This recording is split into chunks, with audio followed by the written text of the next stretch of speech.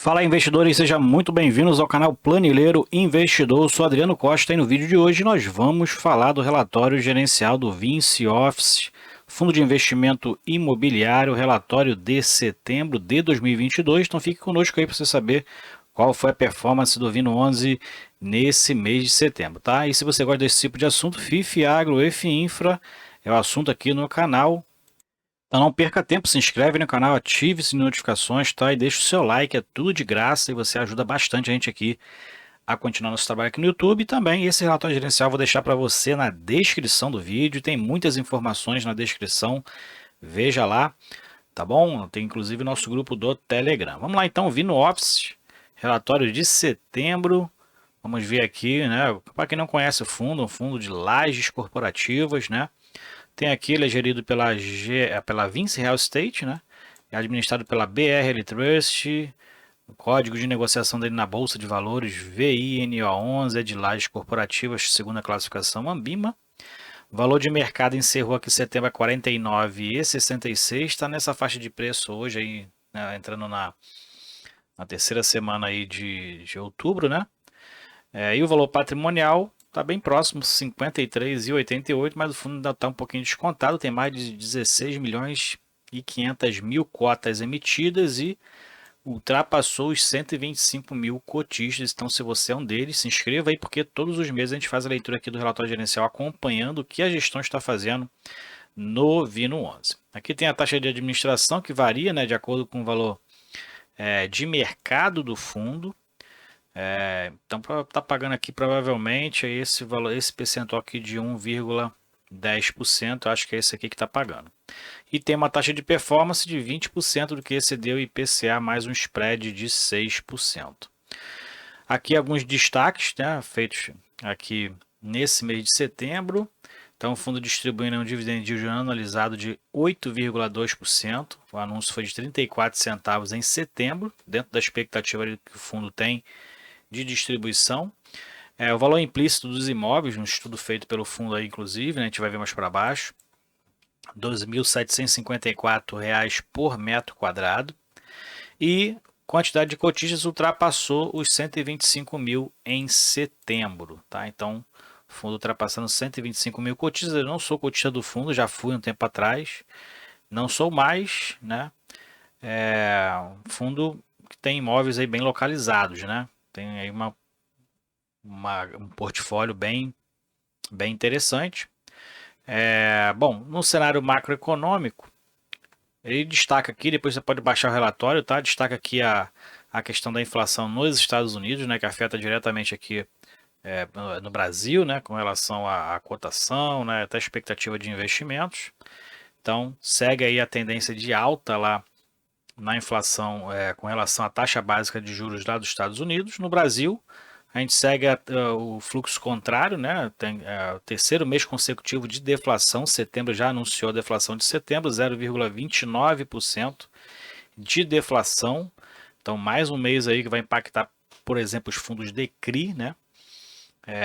Que acaba que essa deflação ela come o pré-fixado, principalmente dos fundos, né, de IPCA, por exemplo. Não tem problema nos fundos com PCA, com CDI+, mas os de inflação acaba sentindo, né, essas questões de deflação e que reduz aquele prêmio de risco, né, ou aquele pré-fixado dos CRIs.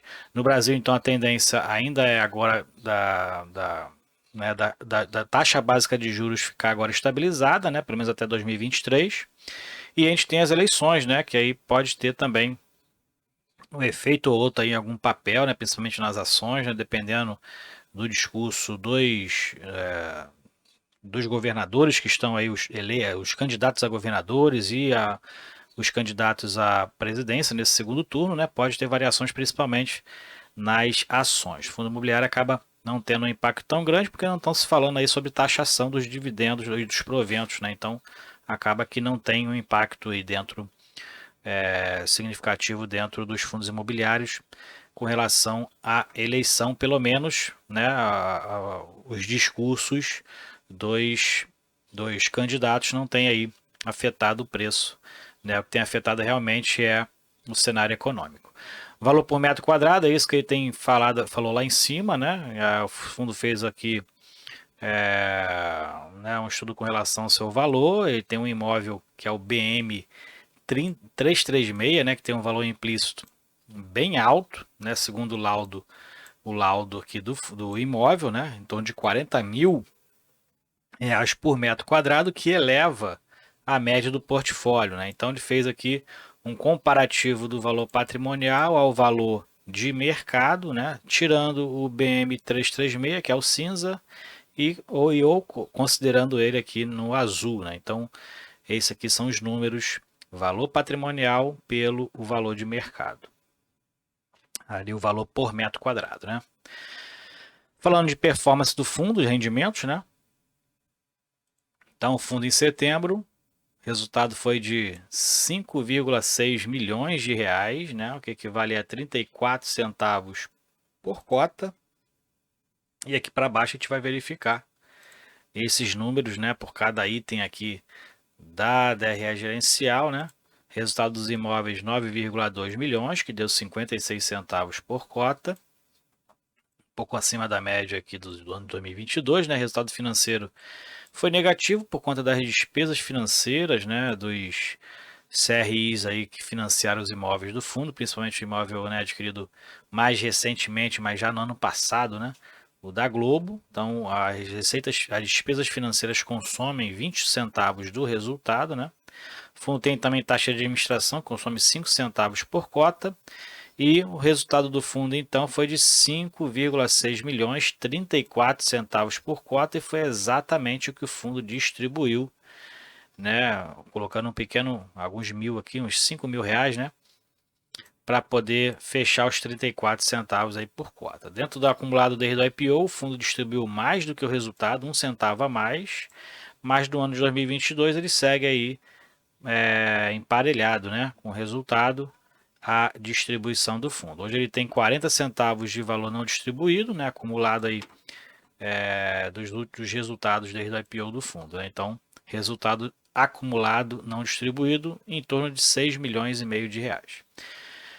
Esse não significa que é o caixa do fundo, tá? Esse aqui é o acumulado somente dos resultados, né? A gente sabe que o caixa pode ter entradas maiores ou menores ali fora o resultado, né?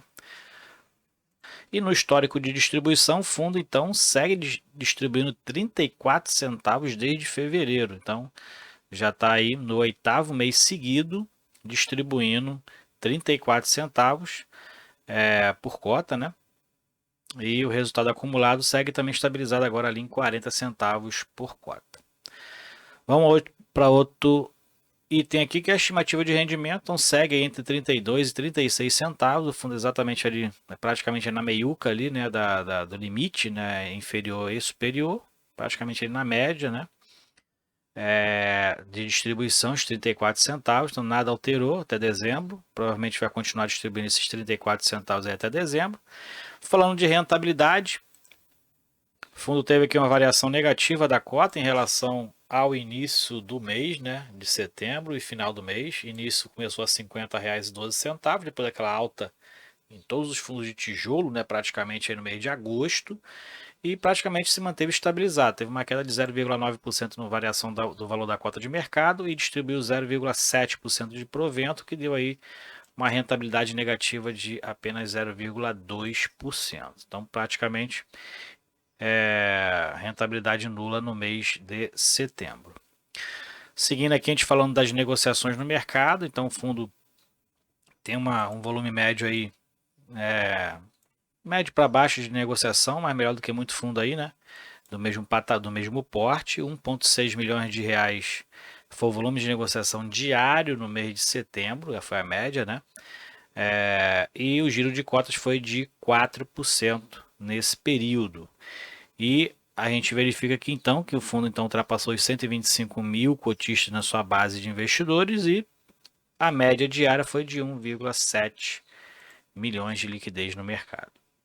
Aqui é a carteira do fundo, então a gente tem aqui os imóveis, né, que somam 1,3 bilhões de reais, só que tem muitos imóveis que estão financiados, que reduz aí então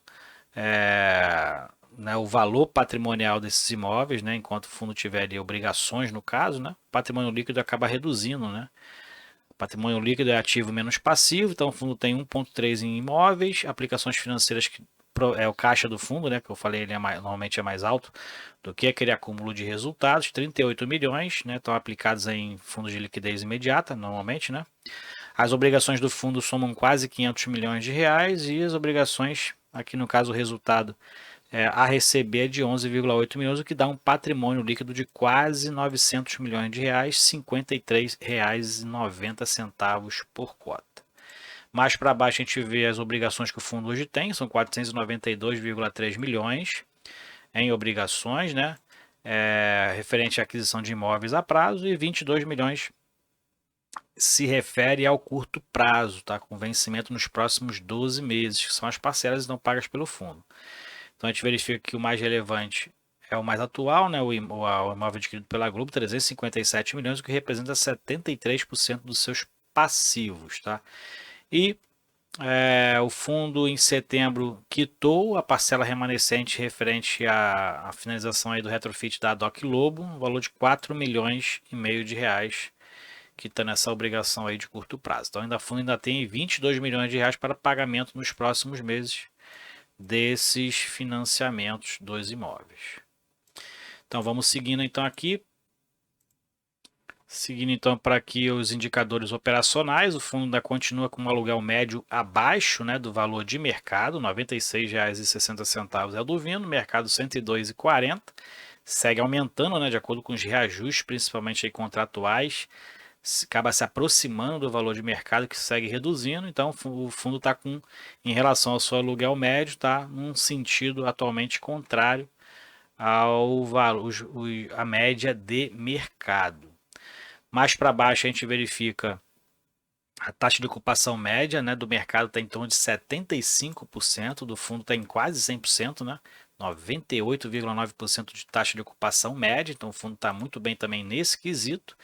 E quando a gente vai também para a inadimplência, eu nunca vi inadimplência aqui no fundo, né? Nunca, desde que eu acompanho aí, tem mais de 2 anos que eu acompanho o Vino 11, nunca vi inadimplência aqui no fundo, então continua em 0%.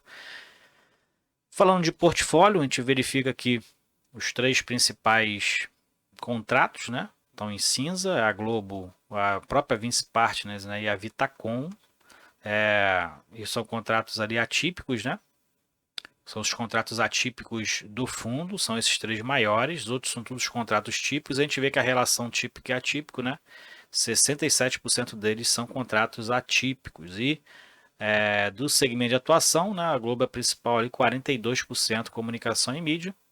E em relação à cidade, 70% em São Paulo e 30% no Rio de Janeiro são as localizações dos seus fundos. E falando de vencimento médio dos contratos, é alto, né?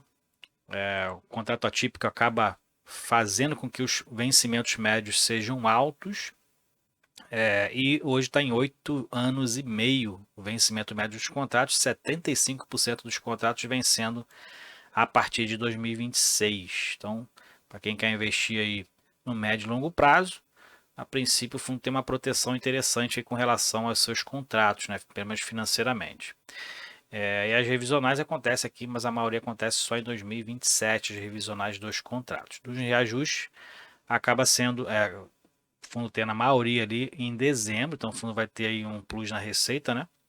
Provavelmente a partir de janeiro, por isso que ele manteve aquela expectativa de 34, entre 32 e 36 centavos, né? Porque a maioria dos reajustes vem só em dezembro e é pelo IPCA, tá? 87% é reajustado pelo IPCA, apenas 13% pelo IGPM.